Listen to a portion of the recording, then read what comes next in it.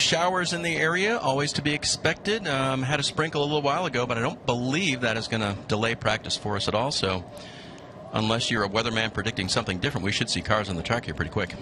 Well, I'm not a weatherman, nor am I very good at looking at my weather apps. So I don't even think you're on the air right now because I can't hear you. So I'm going to work on this. Well, I couldn't hear you either. So very good. I'm assuming everybody else can hear us. So, well, there you go. Tweet it out if you hear both of us. That'll be fantastic.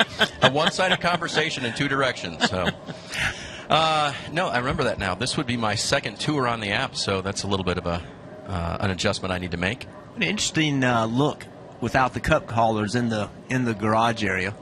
And you can see the football field. I know. So you can see the 10-yard line, 20-yard line, the 40-yard line. So it's Air Titans versus NASCAR official trucks, right? Right now the NASCAR official trucks are outnumbered. The line of the Titans looks good. Interesting truck race last night. They've applied the let's name it PJ1. Is that the name? What it is? It is PJ1. It is. So you actually want to call it by its I have a picture actual of it. name? No, I have a picture of it. I'll tweet it out. That is a good idea. So yeah, no, it comes in big 55-gallon barrels, and they mix it with a little methanol and apply it to the track, and it becomes this sticky stuff, this tacky stuff, this grip. See, that drivers look for. You've called it 4 things already. I know. So it's okay. So last night in the truck race, the first, I'd say half of the race, the bottom lane was the preferred lane. In qualifying, the bottom lane was the preferred lane. All the practice, the bottom lane was the preferred lane. And as we see the cars going out now, I think that's what they're going to find. I think that everybody's always a little anxious about being the first one in the material. But the minute someone gets in it and they go faster, then everybody goes there. So, see right here, William Byron, he immediately fires off in the PJ1. And it's just extremely clear where it is and where it isn't. The goal is to make the bottom lane so that it's at least as good as the top lane. Because what advantage does top lane have these days? Whoa. Big save. And that's what we hear about the PJ1, is that when you first get in it, it can be very slick. And William Byron with a big time slide right there. But when without the PJ1 on the bottom, the very, very top is the only way to get around the racetrack. It's so much faster than everywhere else. Because there's more grip there. And why? I don't know. There's actually less banking at the very top of the racetrack. They actually ground the banking out to take the top away, and that made more grip, I guess, because it ground the concrete in such a way that the tires adhere to it. So in trying to make Bristol the way Bristol used to be, they've tried to put this PJ1 on the bottom to create the bottom lane to at least be as good as the top lane. Because you can't pass if everybody's running the top. You can't move them out of the way, because if you move them out of the way, they get in the wall and they wreck you too. Yep. So trying to get the bottom lane to be at least as good as the goal. And I think it's better when the bottom lane is just the best, because I love sitting in the grandstands at Bristol and watching races on TV at Bristol, and even racing race cars at Bristol where that happens. But usually it's because of bumper content. That's correct. And it's so much fun to watch, and it's fun to do. You have some good memories here behind the wheel as well? One. Well, wait, you've got 2 wins, one each series. But only one good memory? Now, there's Poole. He was one of the last guys we saw checking out the PJ1 line, right? He was down there with one of his engineers kind of looking it over and discussing it. Yeah, he was. They were actually out on the racetrack, and they reapplied this morning the PJ1, which I think right now their plan is to reapply it every morning to try to be consistent. It changes. It doesn't, you put it down, it doesn't just stay down. It wears off as the race goes on, and the teams are going to have to adapt and move around. It's Dale Jr. this weekend. Yep. Nice purple car there. The goodies, I believe it's some sort of fruit-flavored goodies. You have a headache and you need a fix for that, Junior's got your answer. It's purple, isn't it? Mm-hmm. I'm trying to read it, but Junior's too fast. I can't see that quick. There is Matt Tiff, new colors for him this week as well. Good-looking race car. Tiff and the rest of the series, of course, on the road course last week at Mid-Ohio. making the rights as well as the lefts. This weekend it's back to all lefts. Dale Earnhardt Jr. just went to the top of the board. The other thing that's interesting about this material is that he ran his fastest lap on the 6th lap. And, you know, a lot of times you think about running your racetracks, you run your fastest lap on the 1st or 2nd or 3rd. But Bristol's always been one of those tracks that you seem to run better as you get some laps on the tires, and then it stops, equals out, and then it goes the other way. You start getting really slow on over tires. Let's look at Cole Custer there in the 00, the 42 of Reddick up to the high line now. And this week, just because you need a program to keep up with it all, Ty Dillon is behind the wheel of the 3 car. Last weekend it was Scott Lagasse Jr. And of course Richard Childress Racing rotating both of their Xfinity seats among several drivers. The 2 is brother Austin this weekend. You see right there, 3-car Ty Dillon, he actually ran the right sides outside of the PJ1. You know, you tend to, it seems to me that the best cars, like right here with Elliott Sadler, all 4 tires are in that black surface. Leaving the corner, they'll come out of it. But right there and all the way through the middle, it just seems like having all 4 tires in the PJ1 seems to be the best, especially early after the PJ1 has been applied. As the race runs on, then you'll start running out of it. But early in the practice or early after that application, being completely in that PJ1 seems to be the best way around.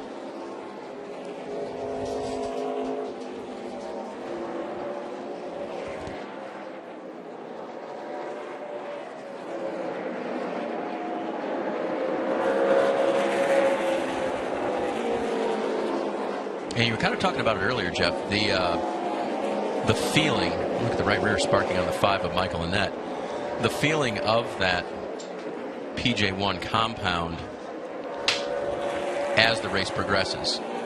Immediate changes, or, you know, all of a sudden it's there and all of a sudden it's not, from what you've heard? Yeah, you know, from what I've seen, I think it takes one good car to start going where the PJ1 isn't. And once that good car does that and can make a reasonable lap time, then he drags other people with him. Then they start trying it. You see, like you said, a lot of sparks. Mm-hmm. Good conversation with Daniel Hemrick this morning. You mean Daniel Hemrick, the road racer? The road racer. How about that, huh? I asked him what that was all about, and he said just preparation. Put a lot of effort into it. Spent a lot of time just on simulators, doing everything he could to be as prepared as he possibly could be. He said he thought they had a really good race car, and he needed to be as good as the race car. He said he really felt like that was his performance last weekend was solely because of the preparation and the time he put in before going to that race. And one more thing on Hemrick, Legends car racing on the road courses. Talked with Timmy Latiga, who's a mechanic for Richard Childress, and he won a lot in Timmy's car in the Legends division before he ever got up to this level. And Timmy still has Legend cars. Still winning, right? Still runs Legend cars all over the place. Mm-hmm. And 22 of Logano shuts it down. William Byron back on the racetrack is for the 2nd run. Now he's gone to P1 on the board at a 15:44. I'm sorry, Justin Allgaier P1 at a 15:38. Moving each other around William. Right now. It's like watching road course qualifying. It's going to be interesting to see with all the news around William Byron and, you know, going cup racing and having that wonderful opportunity that he has, if that's going to make him more focused on the rest of this year, or will it be a distraction? I don't think it's going to matter, but you never know. He's such a young person, and he seems to just roll with the punches. He just doesn't seem like anything really bothers him. Very calm. It's almost split personality. You know, out of the race car, he's just very mild, quiet, soft-spoken guy. He puts that helmet on, and he drives like a madman, and that's it's fun to see. It's really what you kind of have to be. You almost have to have split personalities. Because if you drive your race car the way that you treat people in everyday life, you're not going to be very successful. Because you have to be self-centered. You have to be arrogant. You have to be cocky. selfish. It's not the way you want to live your life, but that's the way you have to drive a race car. Mm-hmm. Byron pulls it back into the garage. This is the second fastest car on the track right now. And that is Blake Cook in the 11. Blake had a lot of speed last week at Mid-Ohio until he got torn up late. This team hasn't had the pop it had last year. Last year they just seemed to have a little more speed. But I don't know why, but I think that's normal. I feel like teams, their second year, drivers, their second year, they kind of, that sophomore slump thing is real. And I don't know what that's about. I don't really understand it, never have understood it. But they just don't quite perform as well as they did last year to this point. Is there anything to they didn't see us coming last year? Whether it's the rest of the field or, I don't know. Yeah, I would say they don't know. You know what I mean? It's or what I learned, Dave, is that when you're doing great, you think you know why, but you really don't. And when you're not doing as great as you were, you think you know why, but you probably don't. It's hard to get it all figured out. Ryan Reed putting the right sides just to the top of that PJ1. And a good look at Brendan Gaughan. Maybe the save of his career last week. I don't know, he's made so many. But maybe the save for his season after he got pushed off of turn 1. The front tires were, oh my gosh, 3 feet off the ground. I mean, that thing was airborne. Off-road trucking never paid off so well for a driver as it did last week at Mid-Ohio. You saw right there, Brendan drove into the PJ1 and then came out of it. And I guarantee you that hurt his lap time. Parker Kligerman's down in the garage area today, and he just sent us a text saying he's hearing a lot of people are complaining about being tight on corner. And the reason they're tight is because when they turn early to get into that PJ1 material, you're actually turning a little bit earlier than you really want to. But the fastest way is to turn and get into that PJ1. You can't stay out against the wall and arc the corner a little bit. You have to turn so early that's messing some of the guys up. But you're going to make better lap time by doing that because you're in that sticky material. Mm-hmm. 62 is 12th quick and just gets out of it again, as Jeff was talking about right there. Kyle Busch moving up the board in the 18 car this weekend. 6th right now. Let's see if the Monster Energy Series driver can put up the quick lap. He doesn't do it here. Must not be happy with it yet. Certainly was happy with his truck last night, Jeff. Oh, my gosh. Two people in that race last night that put on a show. Kyle Busch did what everybody didn't think you could do. Passed everybody everywhere but on the bottom. And Parker Kligerman.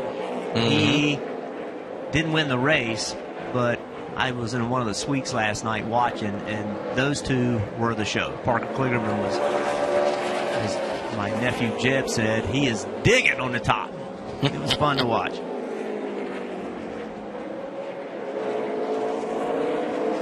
Speaking of Parker, reporting there's a few drops of rain on the track now. And again, we talked about it up in the mountains here. As gorgeous as it is, it really messes with you in terms of weather. There's times, you've been here enough, on the radar, it looks completely green and yet you're racing. And there's other times when it's completely clear and you can't race because the track's wet. It's sprinkling.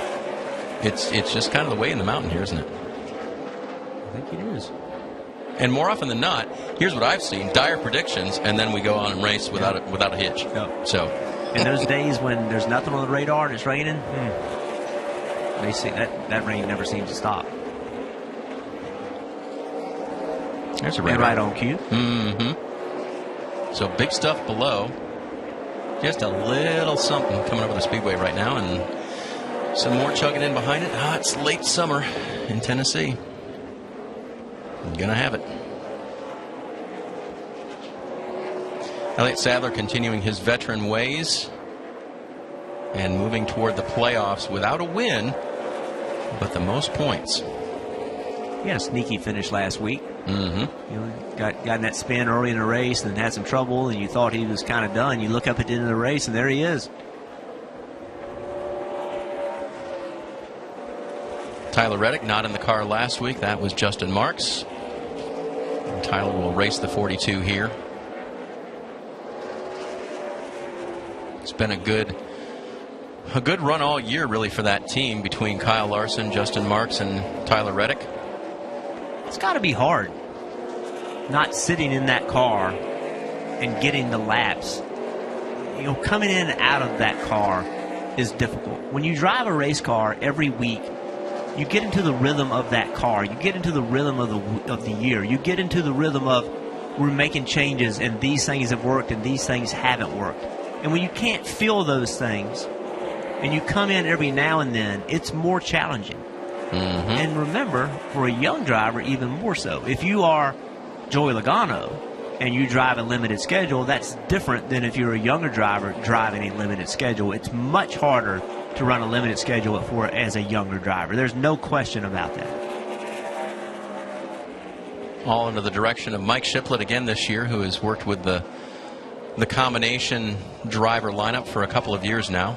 And he agrees with you, Jeff. It's hard to get him in that rhythm. There was always, it seemed like in the middle of the summer, there was that 5 or 6 they got in a row. Yep. And then the performance always picked up, just to what you're saying. And, you know, there's simulators and there's all these things that the drivers have tools today that they use, but it's not the same. It's not the same. Here we have a red flag. You know, we talk about rain and it delivers. We can't bring the weather, but we can predict. We can watch radar.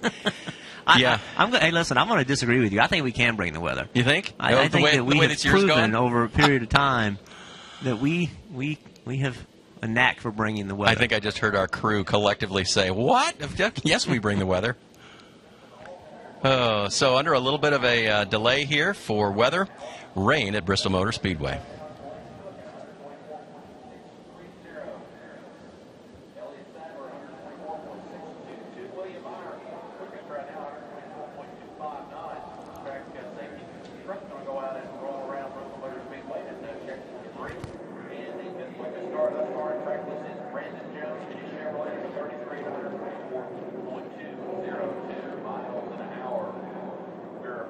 Just a little less than a third of the way through practice number 1 and 2 for the NASCAR Xfinity Series here at the Bristol Motor Speedway this afternoon. And let's drop back in. Hop back on that time machine. We're going to drop back into the 2004 Duck Race right now on Colossus TV.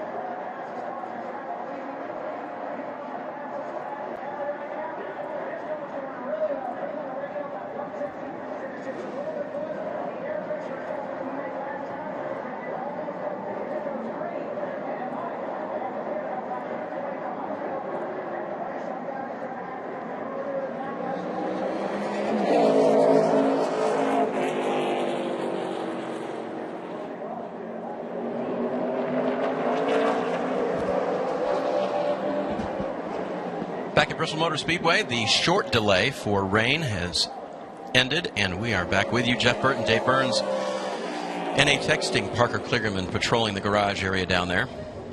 He's been spot on with the rain so far. Yes, he has.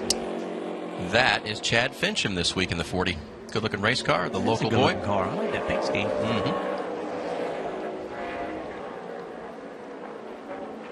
Didn't see Chad this morning, but the team was getting geared up for his run here. He's won here in the K&N Series car before.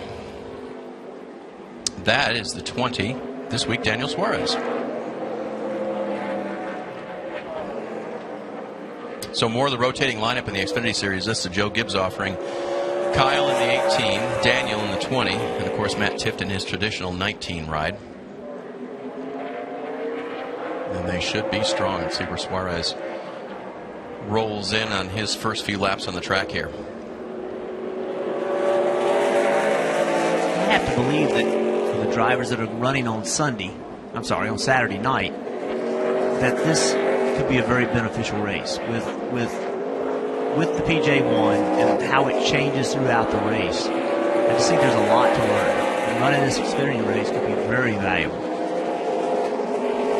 Is that one tidbit you put in your notebook for Saturday night? So right there you saw he got his right sides out of that PJ1 in the middle of 1 and 2. He just ran a 15:67 was his fastest lap. That lap was a 15:70. So you need to have all 4 tires in that material. So this lap he's been able to get all 4 tires in it, and he went his fastest at a 15:60. So it's a game of inches. Mm-hmm. I mean, you see right there, Kyle Busch, he's right on the verge of being out of it. He's using as much racetrack as he can. See how he runs up in the middle of the corner? That helps his exit. But when he runs up, he doesn't run up so far that he gets out of it. So right there, now he's out of it. And so now the speed went gone. So he's just quit. I'm done. So as the race goes on Friday night, that will become less of a problem. But when it's this sticky and works this well, you have to use every bit of it. He pulls in, others continue on. This being the 98 of Eric Almirola, doing double duty this weekend. It's probably good for him too, just getting in race shape after being out of the race car for as long as he was. I know he's been back in for quite a few races, but still more lap time, getting in race shape is not the same as in a gym. It's not the same as on a bike. It's not the same as in a swimming pool. There's nothing that can replicate being in the race car 100%. So getting lap time for Eric, I think, is pretty important. He'll be in the Biaggi Denbesti ride here, and of course tomorrow racing that and practicing the Cup car for Richard Petty Motorsports, and racing that on Saturday night. Allgaier shuts down the 7, pulls it low. Blake Cook is back on track in the 11. We mentioned activity on the track tomorrow. That will include a bunch. Monster Energy Series practice starting at 10, and that'll be here on the app, and then we'll go to NBCSN for Monster Energy Series final practice. Xfinity Series qualifying at 3:30, followed by qualifying for the Monster Energy Series at 5:30, and then Xfinity Series racing from Bristol, 7:30 p.m. A shorter race, but always a lot of fun, Jeff, and a good prelim to Saturday night's Bristol night race. It's a short race that can last forever. That was Mid-Ohio. Yes, that was. If you get that string of cautions where the bottom is the preferred lane, yep, and you start one caution at the wrong time creates another caution, and that creates another caution. You get lots of things. You get a longer race, you get helmets thrown, you get words thrown, sometimes you get water bottles thrown. Can generate some jabs. Anger, absolutely. It's Bristol, baby. A lot of love out there. Dakota Armstrong showing just a little for the 11 of Blake Cook as Cook gets around. Oh, we had a solar eclipse there for a moment. And that's Monday. Yeah. Got your glasses?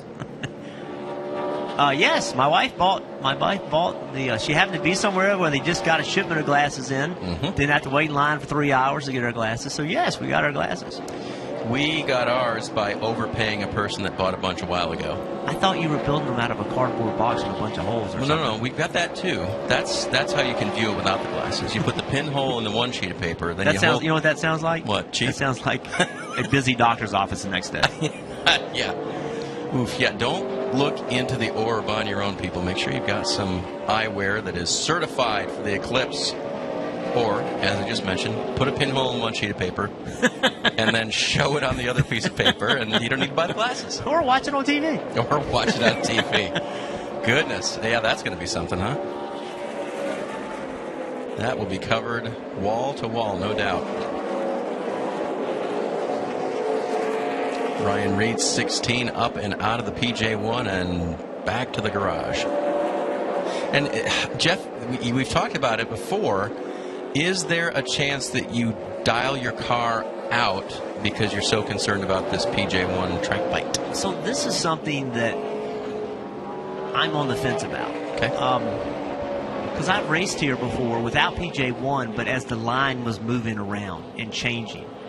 And so in practice, one of the races toward the end of my career, we were definitely one of the top 3 cars in practice, but I was running a line that was a high entry, up against the wall, turn left, running off the corner on the very bottom of the racetrack. And when the race started, the line moved, and I no longer could do that. So in retrospect, I looked back and I said, well, what could I have done different in practice to make it so that I would have understood what my car was going to do? The problem was where the groove moved to in practice, you did not have any grip. Where the groove moved to in the race, you had no grip in practice. So the groove moved because that's where the grip was. So you can't run there in practice if there's no grip. So you can't learn anything. So right now, the reason everybody's on the bottom is because there's no grip on the top. So if you go to the top tomorrow night, it's because now there's grip there. So how do you learn if the track's worse today than it's going to be tomorrow? And that's why it's complicated. That's why you basically just have to run wherever your car is the fastest and make your car as fast as it can be, and then when the groove moves, hopefully your car is still fast in comparison to the other cars. And that's why it is so complicated. And I know a lot of people at home are like, why don't you just run in the middle of the racetrack? Because it's probably a half a second slower. And there's going to be more grip there tomorrow night than there is today. How you play practice. And you want me to explain why that is? Yes. Because I don't know. I can't explain it. It's inexplicable. He can't do it. It's very odd because if you look at lap time, today, they're not going to run this fast tomorrow night. Mm-hmm. Racetracks are always slower in a race. But if you moved up the racetrack and you'd run slower tonight than you would today than you would tomorrow night. You wouldn't learn anything about your balance for the race. That's why it's so complicated. So what's the objective? Run on the bottom, make it as fast as you can, make your car drive good balance, comfort. This racetrack is a rhythm racetrack.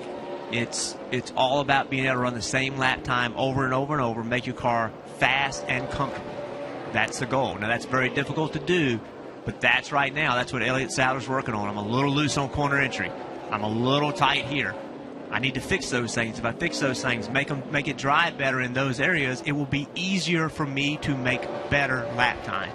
Drivability means better speed over a longer period of time. But right now, you're out there by yourself. Mm-hmm. If you miss the line by, 6-7 inches, no big deal. But when somebody's right up your bumper and you miss that line by just that little bit and they give you a little bit of tap, well, boom, now they drive underneath you.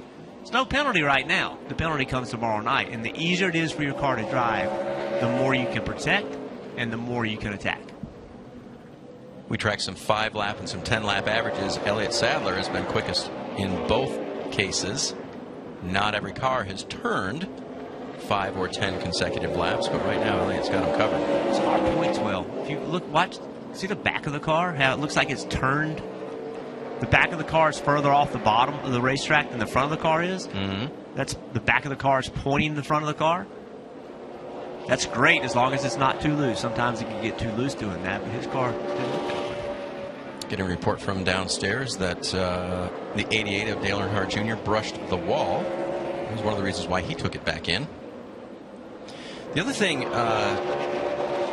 we were watching Daniel Suarez earlier, and I'm not sure if Parker was talking about Suarez or Tift, but they were getting some help from their spotter in driving the car in deeper to the corner. Jeff, what's the balance at Bristol between just slamming it in there and woeing the car down or rolling it in? Well, so again, today is different than tomorrow. So tomorrow night, the corner entry speed backs up. You won't drive the car into the corner as hard in the race as you can today. And so if you're making all your lap time because you're driving in the corner entry, that's great because that will be even a bigger advantage tomorrow. Corner entry speed, you want to carry as much corner entry speed as you can without running the car out of the PJ1. If you drive in too hard, then the car rolls up and goes through the middle. So if you're having to make too much sacrifice on corner entry speed to put the car on the bottom of the racetrack, that means you need to start working on your car. Today, you don't want to make those sacrifices. Tomorrow night, if you have to do that, you have no choice because you can't come in and work on the car. But today, you need to set a pace in which you feel like you need to drive in that corner entry and make your car work running that pace. Keep your eye on Brennan Poole. Tomorrow he will not only put on his fire suit and buckle the seat belts, he'll put on our helmet cam and give us that great view that we've been seeing from the driver's perspective, mounted right on top of his helmet. And if I remember, the few times that I played simulator games, Jeff, with this track, you're leaned over so much, and you talked about the rhythm, just lap after lap, up, down, up, down. We're going to see him, what I'm trying to think of is kind of leaned over the whole time, just looking to the next corner at Bristol. Well, you are. Yeah, it's everybody, all the headrests today, you put your right side head, kind of you sit rested on that headrest. Years ago, everybody used to add padding to the head surround to kind of get your head cocked just a little bit so you didn't have to hold your head up. But today, everybody runs them pretty tight anyway. So they've learned for safety reasons you want it to be very tight. So you constantly feel like your head's being, your whole body's being thrown out the right side of the car. The G-forces here are amazing. It's an unbelievable feeling. I used to come here and would tell my team, unless my car was awful, I would tell my team, hey, don't make any changes the first run. We're making first run. That's a me run. I need to get acclimated to the speed. I need to get acclimated to the racetrack. After the second run, we can start working on the car. See Joey Gase shutting down the 52. He'll be back out a little bit later. The handprints again on the hood of that car this week are actually decals. I was watching Joey put them on earlier today, and he said there are times when we can't get the car to an actual location for a children's hospital visit like they did in Johnson City a couple of days ago, but they bring a sheet of decaled hands. Then they have the kids all sign them, and then Joey puts them on the race car so the kids know their car's out there for the weekend. That's kind of fun. It is interesting how these drivers will do battle and get out and yell at each other and, get mad. But every one of them does something to help the communities. And, big slide there for Justin. But all these drivers, they're so caring and they do things to help people. And, in the heat of the battle, you say and do things that you probably wish you hadn't from time to time. But all of them really are kind, generous people. And the garage is a cool place to be because even though you're doing battle, you're also helping each other raise money, do things for each other's charities. Well, and I think, and we're included in some respect, we know how good we have it, right? We've got a pretty good gig, and we're very blessed, and the drivers are as well. And giving back is just a chance to say, hope you get through whatever you're going through, and we'll be there to back you. Ben Kennedy in the 96 this week. See Ben's car, how it bounced in the middle of 1 and 2 when he ran out of that material, as you could see it bouncing. This is not a smooth racetrack. This is a relatively rough racetrack, and that adds to those G loads. That adds to that feeling of being moved around in the car. You move around inside these cars a great deal. Toss the brats right out of that grill. Out of his race car. Allgaier's back at it after that slip. And this is a great example where we see a lot of 1.5 miles where cars never run with each other, because when you're trying to make improvements on your car and you get behind another car, your car drives differently. So from one run to the other, you don't know if you made the car better or not. But here, you get a little bit of an aero disadvantage for being behind another car, but you get to really evaluate where you're good compared to your competition. So right now is a great opportunity to really say, okay, when I'm by and see how loose Justin is right there, that's something maybe he doesn't find out if he's not behind the 3 of Ty Dillon, if he's not pushing that car to try to make a pass, because you don't know that guy's beating you through the middle of the corner. So here, running in traffic in practice, I think, can be very beneficial. By the way, Jeff, tweeted out a little teaser to people about Nate Ryan stopping by and debuting a new segment with us called Big Words with Nate Ryan. Oh, Big Words with Nate? That's going to happen a little later. Is there an app, a dictionary app?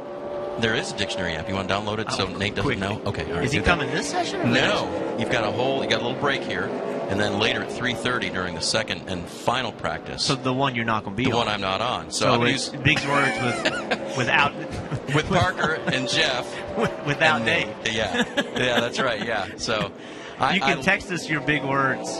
If I have any idea what they are, I'll be texting. But no, we have fun with Nate. He is well spoken, well written, and sometimes just throws us for a complete loop with some of the larger phrases he uses. Yeah, I've noticed we have fun doing our job. We do. So does Spencer Gallagher. He had fun last week at Mid-Ohio until, and I saw him in the garage area today, he's like, yeah, that'll happen. Had a good race car. It was running just outside the top 10, and they all started collecting each other in a part of the course where you cannot see a thing, and you're really just along for the ride once they start going nose to tail. And that was out of that high on the hill turn 5. I think there's a lot of people that could say, I was having a good week last week until... Yeah, that's right. That's right. I started to hide for cover, and I was in Michigan. Well, and we had a good day until it went on beyond 3 hours, and it was a little long, so... No, we enjoyed it. And road course racing again next week for the Xfinity Series from the Road America course up in Wisconsin. That'll be a Sunday race. Can't wait for that. Longest track that they race on, and high speed and gorgeous. And Dale Jarrett and I will be bringing you that action. Should be a lot of fun. And if it rains there, you know what?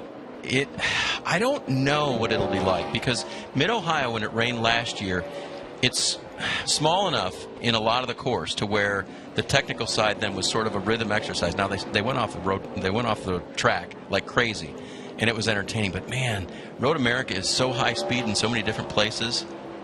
The 3 road courses, that would be wild in 4 races. Mm-hmm. That's a difficult thing for the teams, because if you think about the guys that wrecked last week. Yep. Well, they have to come here and race, and they have to get that stuff ready, fixed. I mean, there's going to be some cars running that were oval cars that are converted over to be road courses, because after Watkins Glen and then last week, there's been quite a few cars damaged. Indeed. The 2 there of Austin Dillon, you could see how he got out of that. You see how loose he is? Mm-hmm. I mean, as soon as he lands, the back of the car starts to wiggle around. And once that happens, you no longer can turn the wheel. If you just turn the wheel and try to stay in that PJ1, you're going to spin out. So the only recourse is to quit turning the wheel. When you quit turning the wheel, you run out of the PJ1. So there's 2 reasons you're out of the material. Either you're too loose or you're too tight. And if you're driving there, drive the car in the corner, you turn the wheel and it won't turn, you can run out of the PJ1. Or you can drive in the corner and the back end won't keep up. Now you got to turn the car right to keep from spinning out, and you get out of the PJ1. Austin says, I didn't like that. I was too loose. My front tires gripped, grabbed all the PJ1, back end came around. Got another look at this, Jeff. See exactly what you were talking about. Yeah, so big so that big wiggle we saw was really after the incident. How about right there? Yeah, see how early he's loose? Mm-hmm. So he gets in the corner, and you see the back of the car start moving around, and up the racetrack he goes. Won this race last year. It is his most recent win in the series. So he knows the field that he likes, and they did use the PJ1 last year. Maybe not to the extent that they have this year, but it was in the track for this race last year, was it not? Yes, it was. And so they keep tuning it, trying to get it just right. This race, they've made it a little less. They've made it more narrow. It's not as wide, and they're trying to say, okay, here's how we're going to do it, and we're going to apply it every morning so it's consistent. This is a collaborated effort with the racetrack, with NASCAR, with the Drivers' Council. Because you're still learning this. We're still learning, how does this work? How long is it going to last? Where does it need to be? Whoa. And I've noticed, Parker just sending me a text on how hot it's gotten. And, we've heard so much about the heat making this PJ1 work better. But how many cars have we seen almost wreck in the last 5 minutes? As all of a sudden, as it's gotten hotter, it makes you right there. That car, Reddick, like all but out of the groove. So here's Jeb Burton. I know that guy. But it makes me wonder if maybe with the sun that this has actually lost some grip. Originally, when this was first being used, you couldn't go down in the material until it got hot. We kept hearing about it being heat activated. What we saw today, as soon as they opened the racetrack, boom, they were out running in it. Same way in truck practice yesterday, boom, they were running in it. So this has evolved in how they're playing, how they're putting the material down, and where they're putting it. You saw Jeb, and nobody's running many laps anymore. Everybody's running just a short stint and then quitting. I think there is a change going on the racetrack. It's really let the driver beware right now. You see right there, the 42, he just doesn't flow the corner. He gets in the corner. That corner looked good. That you really couldn't tell when the car sped up or slowed down. So over here in 1 and 2, when he drove in the corner, see right there where like in the middle of the corner, it just didn't flow quite as well as it does here. Watch how you can't tell when the car slows down in this corner. Really rolls. Yeah, so watching this corner, let's see if it does it again. It's not much. See right there how it got slow? So obviously you can tell that his car, he's not as happy with his car in 1 and 2 as he is in 3 and 4. Okay, so now not only does he have to manage the grip level, now it's two ends of the track are different. It's always fun. It's a lot to think about. Well, and that's when you have to start, that's when experience matters. Is this something I should worry about? Do I look at the bright side of things and say, well, 3 and 4 is great and not worry about 1 and 2? Do I think, hey, it's going to change? And that's where experience, that's where guys like Kevin Harvick and Kyle Busch and Jimmy Johnson, those guys, it's not just about the ability to mash the throttle and turn the wheel. It's about the ability to understand what we need to be working on. And that is perhaps more important than anything else, because you can work on something and make it much better, but when the race starts, that's the wrong thing. You didn't need to be making that better. You need to be making something else better, and only experience can tell you that. See Junior following the 22 now. Of course, the 22 this week is Logano.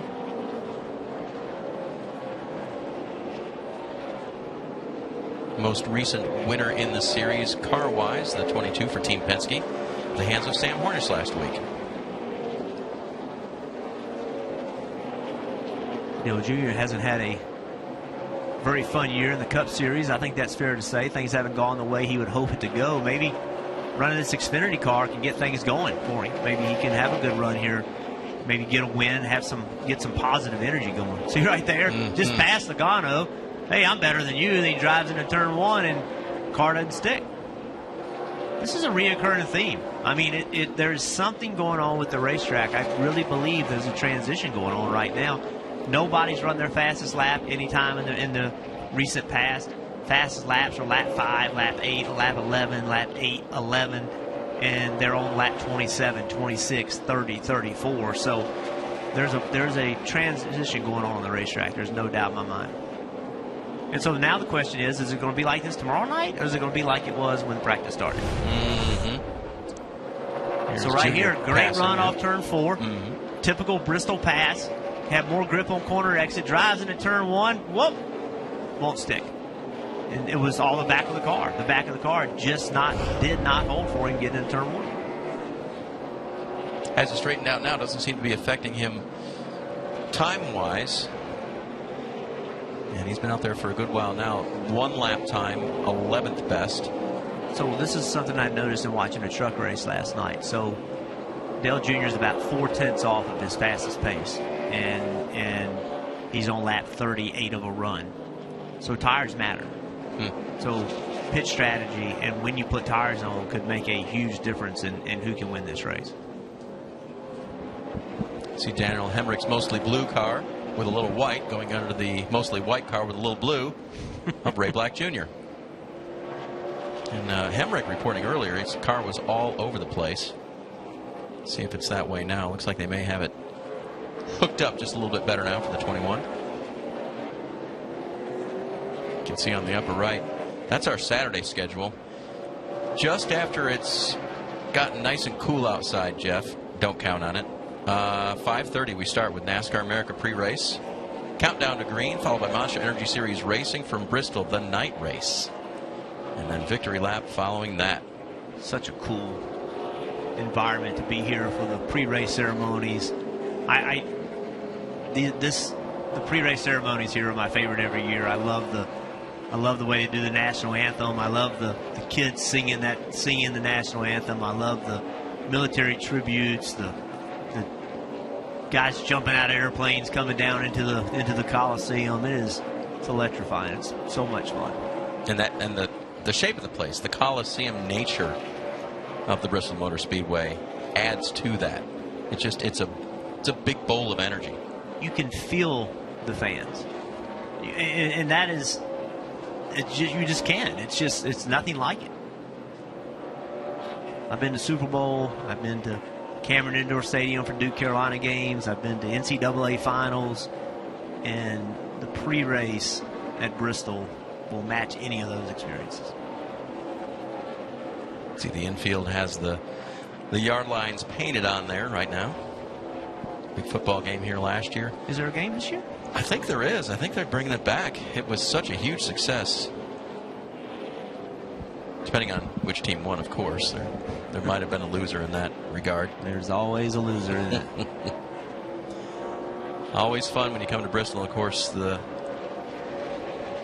big screen up in the middle, 4 stories high, giving everybody a good view of everything, replays. So that is 4 stories tall, that screen. It's huge. Parker's been That's up like there. the one in your living room, isn't it? Almost. That'd be higher than my house. No, that gives the kind of view that they've been wishing for so many years. They had the big pylon in the middle that was knocked the view out for a few people every time. This was the way to go with Colossus. I didn't think of the name there. Very Coliseum-like name. The name of a transformer. Might be a big word that Nate's going to use later. You should write that one down. Let's ask me what Colossus is. I'll write that down. It's Greek for huge. For Colossus. Here's Cole Custer. I tell you, last week was disappointing for him when I talked with his crew chief, Jeff Mendering, who not only saw his and then saw the crew get a little frustrated, leaving what he said was a rear end cooler line a little loose. That's what caused the smoking on the opening laps and brought him to pit lane. They burned up a gear eventually. Replaced that, got him back out on track. He said it was a learning experience all the way around. He said, I wouldn't trade it. This team needed that. We were okay in the points. We could afford it. And we're going to be better in the playoffs because last week was such a downer. Well, what a great attitude. Yep. Because you can be mad, and you should be. You can be disappointed, and you should be. But can you learn? In many cases, your disappointment takes away the opportunity to learn. And instead of just screaming and yelling and stomping your feet, once it gets over with, how does this make us better? How can we use this to our advantage? And that's a great job of a crew chief, understanding that there is an opportunity to get better through adversity. You saw the points there up on the left momentarily that Cole Custer is over 120 points to the good from the cut line. That's not a guarantee. We'll see if Justin Allgaier has gotten his race car under any more control. Dave, remember when we see that? It's still a little iffy, isn't it? He looked so free at the end of that last run, and they came in and worked on it. Parker gave us a report. They worked on some stuff on the front end, but still looks pretty free to me. But listen, when you're Justin Allgaier and you got Kyle Busch in front of you, you want to run him down. You're wanting to show him, hey, I'm better than you are. And that's not easy. That's difficult, as time has proven. You see how free Justin is right there? I mean, it just gets in the corner, and his car is fast, but he's not going to be able to race it like that. They're going to have to find a way to get some security within that car. But look at the left front tire. It's on the bottom of the racetrack. The left rear tire is not. Okay? That is the rear driving the front. That is the rear. They're using the back of the car to try to help turn the car. Now, that is a trend in in this form of racing with these bodies, that's a trend that we see. And, you know, that's what everybody's working on right now. Mm-hmm. But can you make it on this type of racetrack work with enough rear grip? So you see right here, that's a replay from before he drives in the corner. See how far the back is around. He's fast. P1 on the board. So how much on throttle are you in that replay example and off throttle? What are you doing with your right foot? Dancing? Yeah. So, you know, you're off the throttle here, you're back on here. And you know, everybody has a different style. Some people just try to go wide open. They go roll around the corner just a little bit and then go wide open. Some people get to the corner, and as soon as they get there, they lay just a little bit of throttle to it, maybe 20, 30%, and then they try to apply more as they go around the corner. But Justin, still, you can just see how twitchy this thing is. And I'm curious if this is a setup strategy that they're trying to, you know, they have a win. They're in the playoffs. Is this something that we're trying to make this work, that they're trying to move forward into the next races? And how does it work? Can we race this? Justin, do you have enough comfortability? Can we get this thing drive good enough? Because it's fast enough. Mm-hmm. But can you race it? It's not unprecedented. We see the 48 team of Jimmy Johnson in the Cup Series. It seems like their summer is always not their high point. They've won, and they seem to work on things and then bring it out in the playoffs. Iowa, William Byron wins the race in June, comes back in July, and is no good. Perhaps working on things. Well, and I think there's no coincidence that you see Jimmy Johnson crash in practice. Perhaps, well, not perhaps, but certainly more than most. Mm-hmm. There's a willingness to fail. There's a willingness to try something and it not work. Like the high line? Like that right there. Okay. That was definitely trying something that didn't work. Ty, thank you for your willingness. And now bring it in. But you can't, so you can do the same thing over and over and over and get the same results. Or Yep. you can be pushing to be better. And that means for the crew chief, for the driver, for everybody, for every lap, for every race, for every year, how do you get better? And if you don't get better, you're getting worse. It's that simple. And so you have to be willing to fail every now and then to ultimately get better. And that's what we see Jimmy Johnson do. I mean, and I wonder if that's what Justin Allgaier and his team, like, their car, without a doubt, looks different than everybody else's we've seen. There's no question about that. They are on to something that they're trying to make work. They are connected to the Hendrick Motorsports organization quite heavily. Perhaps it's a philosophy they share. Passed a couple of Flying J's on my drive up to Bristol this morning. Michael Annette trying to make the 5-car fly. And you can see practice is just about out of gas itself. Almirola trying to get a few more laps here at the end.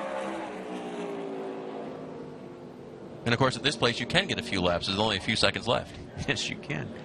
I was getting ready to say, his car looked real stable as he drove up the racetrack. And he shuts her down, and there are the red and black flags. That means that practice 1 for the Xfinity Series is over. So later this afternoon, 3:30 on the app, you can catch Parker and Jeff. My great texting, which you won't be able to see, and perhaps big words with Nate Ryan. And we appreciate you joining us, catching all the action here. NASCAR America this afternoon, 5 o'clock. That'll catch you up on the news of the week and everything that has happened so far here at Bristol, including a great truck race through early this morning and a promo of what you're going to see the rest of the weekend. Thanks for joining us. We'll see you back soon on the app.